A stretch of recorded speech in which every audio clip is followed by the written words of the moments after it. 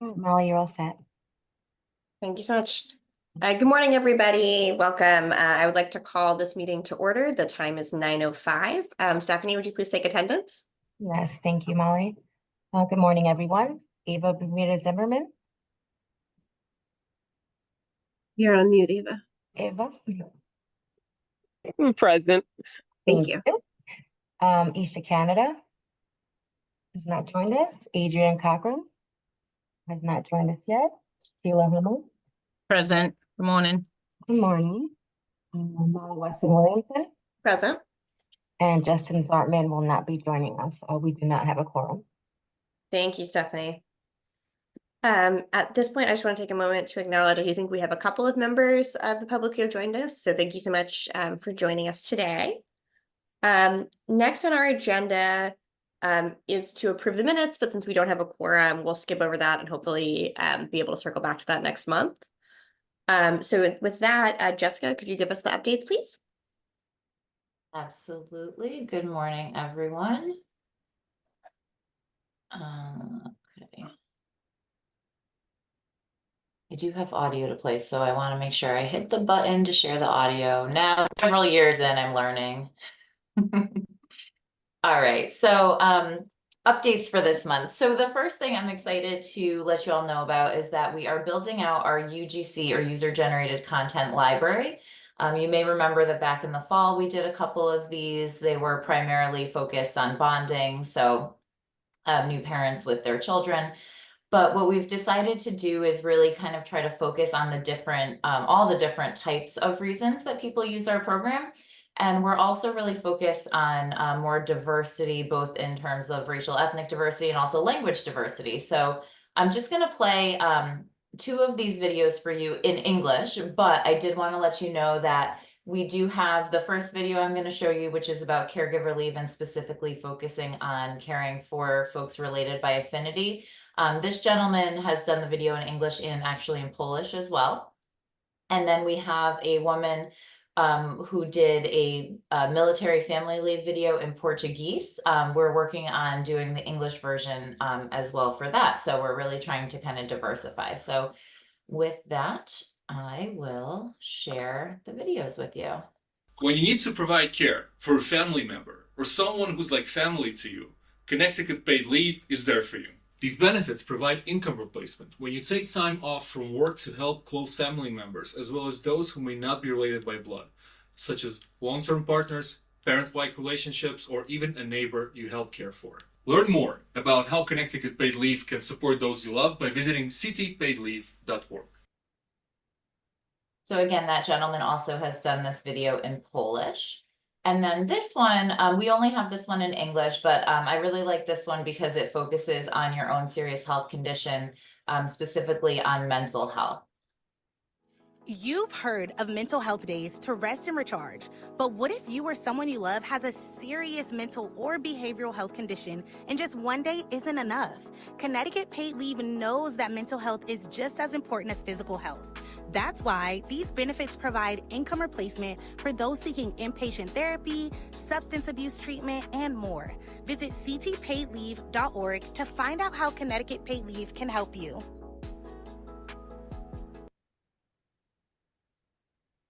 So those are some of our newest user-generated content videos. Just a quick question on that, Yeah. before you keep going. I'm just curious, for the other languages, who's adding the text in their language? Is it machine generated, like AI generated? And who's verifying that the text is in fact what they're saying, just to make sure that it's accurate? Yeah, so I know, like, specifically with the Polish gentleman, he actually did the translation for us. Like, he translated our English script, so we're verifying that against the I don't know if they initially do machine translation, but I do know that they are verifying it against a human translated version. It's gotten better. I just want to make sure. I know, like, for a lot of social media outlets, they automatically translate for you, and it is pretty close to accurate, but you just never know. So Yeah. it's always good to have another pair of eyes. Yeah, no, that's a great point. And definitely I will say Miranda Creative, who does these for us, they are very, very diligent about making sure the translations are spot on. So, but thank you for bringing that up. Just always an important thing to keep top of mind. Okay, so I wanted to next introduce the newest member of our outreach and engagement team, and that's Virginia Rezistock. Virginia, I hope I got your last name. I've been practicing. Virginia comes to us from Department of Public Health. She is our new grants and contracts specialist, and she is going to be overseeing the contracting for the vendors that we ultimately choose for our community education coordinators program. So we're really excited to have her on board. She is on this call, so once I just kind of finish this slide, I'll ask her to just, put her camera on and say hi. But just to kind of bring you up to speed on where we are with that community education coordinators program, our RFP deadline was this Monday, June 17th. So we have received a number of applications. We're now going to begin the work of evaluating those proposals and identifying the entities we'd like to contract with. Virginia is already working on some different things in terms of helping us identify KPIs and things of that nature. And our goal is to announce the do the negotiations and announce our contracted entities by early August. We'll then move into training through the fall with the goal of sort of releasing them to the world to start this work at the beginning of the new year. So Virginia, if you wouldn't mind, I'll stop sharing for a second just to come on camera and say hello. Hello, hi, my name's Virginia Rezistock. I'm very excited to start working. This is only my, I guess technically 4th day because we had a day off yesterday. But yeah, I'm ready to get in there and start helping with this project. So I appreciate everyone's support. Thank you. Thanks, Virginia. All right, I'll come back here. All right, I just wanted to highlight some of the different events that we've done in the month of June, focused specifically on Pride. I know that was something you asked about, I think last month, Molly. So we have had 3 events and have a 4th one coming up this weekend. Those included Pride at the Capitol, which was on the 3rd, Norwalk Pride in the Park, which was on the 8th, and that's the picture that you see down here in the corner with Amber sporting her rainbow skirt, which I love. On the 13th, Nancy and Nicole were at the Hartford Yard Goats. That was their Pride Night baseball game. And then this weekend, we will be at West Hartford Pride. So a number of great events, connecting with a lot of people and, being around in different parts of the state. Although Hartford heavy, but I'm glad we were able to get down into Norwalk as well. And then lastly, just a quick update on some of our recent and upcoming presentations. So towards the end of May, we connected with the Community Health Center Association of Connecticut, and they invited us to provide a training for their HR directors. On June 14th, after a meeting that we had with the Community Foundation of Greater New Haven, we were invited to present to an executive directors roundtable of a number of New Haven area nonprofits. And then this afternoon, Nicole and I will be heading to the YW. We were invited they have a staff development or staff training day. So we were invited to do a presentation for their early learning center staff. So we're excited about that. This is just a kind of highlight of some of the recent ones. We've of course been out at a lot of other, Small Business Association resource fairs, different things. But I also just wanted to kind of highlight, Nicole has been doing an amazing job just connecting us with different organizations. And we've had some really great meetings, which are leading to further collaboration. And just to highlight some of those, CIFIC in Danbury, which is the Connecticut Institute for Communities. What came out of that is that we are going to be doing a resource fair, community health fair that they have going on in August. Latinos for Educational Advocacy, the Bridge Project, the Wheeler Clinic, Keep the Promise Coalition, Universal Healthcare Foundation, CT Fair Housing Center, Connecticut Association for Community Action, and Unitarian Universalist Congregation of Westport. So I wanted to highlight these just to kind of really demonstrate sort of the depth and breadth of the connections that Nicole has and is making for us, and, you know, really helping us expand, you know, throughout the state. So that concludes my updates for today, and I'm happy to answer any questions. Thanks. So many questions for Jessica. I'll just say I welcome Virginia, first of all. And second, I love seeing the specific, the way in which you get the full range of outreach efforts, particularly bringing Nicole onto the team, adding more capacity. Like, of course, we know that when there's more folks, you can do more stuff, but it's really exciting to see some of that really play out and all the really awesome stuff you're doing. Thank you. Any other questions for Jessica? Okay, I'm going to throw it over to Nancy for the podcast updates. Good morning, everyone. I hope everyone is doing well. I'm just going to share my screen here. And can you all see this? We can't see it yet. Okay, hang on. I'm just going to see if I can get into the slideshow from beginning. So in June, I'm sorry, Miss, we're still not seeing you, your screen. We're seeing you, but not your screen. oh, really?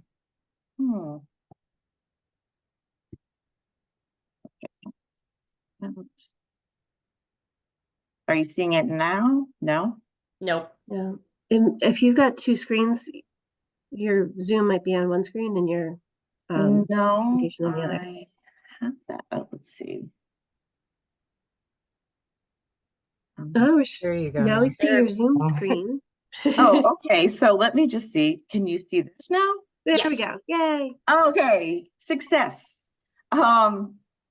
Okay, so June, we have the Father's Day podcast that came out, and David Sergey, who lived in Florida, for his first baby, he moved to Connecticut. He had a second child and he used Connecticut paid leave. And Charlie, who came to us from our wonderful controller, Dave, he has lived in Connecticut his whole life. He didn't have Connecticut paid leave for his first baby, but used Connecticut paid leave for his second baby.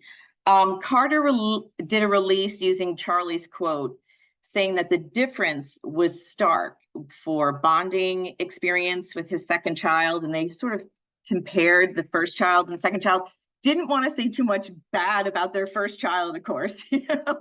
But they did say the difference was really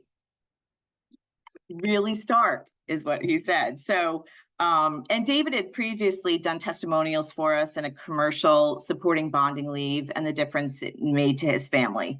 And both of them have agreed to share the podcast links on their socials. And it was a really fun podcast. I had a lot of fun with them. They were wonderful. And let's see. Alzheimer's Awareness Month. This podcast has Kristen Casado. She's the Director of Communications for the Alzheimer's Association Connecticut chapter, and Joe Montminy, who I don't pronounce the T, Monminy. Our controller, Dave, was just so great and hooked me up with Joe. And Joe has early onset Alzheimer's and he no longer works. He however, is a huge advocate and really well spoken. He travels nationally and internationally to talk about Alzheimer's and new treatments that are becoming available. And this is going to be released on Monday, June 24th, this Monday. His story is so amazing because he was diagnosed 6 years ago.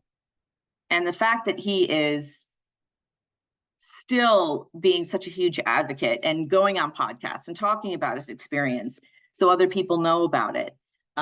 He's just really inspiring. So I'm excited for that podcast to come out. In July, I was really fortunate to get Senator Chris Murphy on. I don't know what my further outreach is going to be other than I got Senator Chris Murphy on. And he was talking about his platform of loneliness and isolation, which he's been talking quite a bit about. And it's really the intersection of mental health and Connecticut paid leave. And it was a nice discussion. I'm really happy that I was able to get him onto the podcast. And also in July, I believe it's National Mutt Day, and July 5th, it's National Pet Remembrance Day. And our guests are Lori Surprenant and Amy Kenkel. They're the co-owners of Leaps and Bones Dog Barkery, is what they call it. It is a bakery. They're super, and I'm going to be interviewing them actually tomorrow. So that will be out in July. And I just wanted to go back to May for the Lyme Disease Awareness Month with Dr. Mariah Hinchy, because she really honestly wasn't aware of Connecticut paid leave when I interviewed her. She was really honest about that in the podcast. And she really wants to get infographics at her office to give her patients. Her specialty is pediatric Lyme disease. So she really wants to have caregiver leave infographics and the chronic conditions. She also has a Lyme Bites conference with medical officials and patients and industry specialists in Lyme disease. And that happens in October. It's 2 days, October 24th and 25th, I believe. It's at the Mystic Hilton. And she has agreed that we can have some of our infographics at her resource table, which I think is really exciting to get that group of people. So that is really wonderful. And this is the latest stats. We're getting really close to 5,000. So I'm really hopeful that by the end of the summer that will happen. And I'm just really excited. And if anybody has any questions, you can ask me now. Any questions for Nancy? Well, fantastic work as always, and please do let us know when Senator Murphy's podcast comes out. I think that's something a lot of national orgs would be really excited to lift up. I think it's going to be in the beginning of July. I'm hoping to get it up probably July, maybe July 1st, if I can. Awesome. Thank you so much. I'll let you know for sure. Yeah. Any questions for Nancy? Okay. With that, I will turn it over to Maddie for the legislative update. Okay, great. Good morning, everyone. Okay, you can see my screen? Yes, we can. Yes, we can. Okay, thanks. Okay, so I'm just here to provide a brief legislative update. So we are working now on implementing Public Act 24.5, which is previously Senate Bill 222, which we prioritized during the legislative session and passed, which was exciting. We are hosting an information session about the law today at noon via Zoom to discuss key components and answer questions that folks may have. It's going to provide like a very broad overview of what's included in the law and just what people need to know. So I can include a link in the chat to register in case folks are interested, but we are planning to record the webinar and post it on our YouTube channel and other places where we have our recordings. So our focus is, and I will continue to be for the near future, the changes passed in the law regarding the definition of municipality in Connecticut paid leave and Connecticut FMLA, which will result in new employers covered. And those new employers will need to register with us by October 1st, 2024. So far we've made outreach to different entities that will no longer be considered a municipality given the new definition, and therefore will be covered employers as of October 1. This includes housing authorities, health districts, transit districts, and a few other entities. So far we've just made outreach to them via email and have included a one-pager that outlines the new definition and what it means for them. We've also included in that outreach an offer to, provide a webinar or a training for them or their staff for them to learn more and understand, what will be required of them. We've also made outreach to several different associations that represent municipal employers or workers in different entities. One of those is CCM, and it's led to a partnership on a workshop in August 15th at 1 p.m. And that workshop will focus specifically on the definition of municipality. Second, just really briefly, we finished our legislative report for the 2024 session, and I'm planning to send that along to the board and our full staff later today. It's a document that provides a summary of items that did and did not pass this past session, and separated by items of interest to our general operations, as well as our outreach and engagement work. So again, I'm planning to send that to the board of directors later today and of course our full team. So in case anyone's interested in just checking out kind of what we were monitoring and tracking this past session. And I'll stop there for questions. Thanks, Maddie. Any questions for Maddie?